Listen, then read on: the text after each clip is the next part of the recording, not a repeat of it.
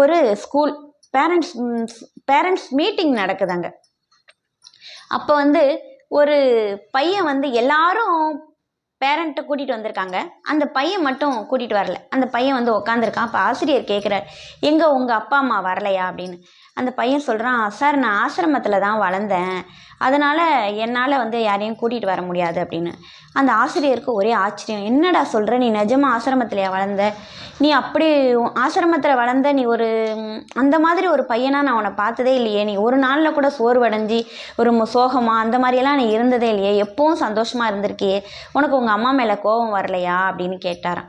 அதுக்கு அந்த பையன் சொன்னானா, ரொம்ப அழகான அந்த பதில் என்ன அப்படின்னா, சார் நீங்கள் நினைக்கிற மாதிரி எனக்கு வினவு தெரிஞ்சு ஆரம்பித்ததுக்கப்புறம் அம்மா ஏன் நம்மளை விட்டுட்டு போயிட்டாங்கன்னு நான் வருத்தப்பட்டிருக்கேன். அதனால் அந்த ஆசிரமத்தில் எல்லாருக்குமான பதிவு நோட்டு இருக்கும் இல்லையா, அந்த மாதிரி எனக்கான பதிவு நோட்டை எடுத்து நான் பார்க்கும்போது ஒரு மார்கழி மாதத்தில் ஒரு குளிர் நாளில் தான் எனக்கு கொண்டு வந்து எங்கள் அம்மா போட்டிருக்காங்க. ஆனால் எப்படி போட்டிருந்தாங்க அப்படின்னா, எனக்கு உடம்பெல்லாம் குளிரக்கூடாது அப்படின்னு கம்பளி போர்த்தி என்னை கீழே படுக்க வச்சிருந்த தரையில் கூட மொத்தமான துணியில் காதெல்லாம் வந்து நல்ல குளுமையாக ஒரு சூடான ஒரு துணியை வச்சு மூடி என்னை ரொம்ப பாதுகாப்பாக எங்கள் அம்மா அங்கே போட்டு போயிருந்ததா அந்த இதில் எழுதியிருந்தது.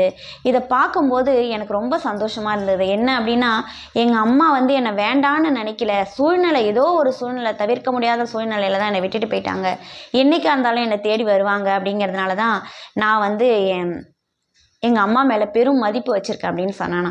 இங்கே நம்ம பார்க்கக்கூடியது அந்த பையனோட வலிமை, மன வலி.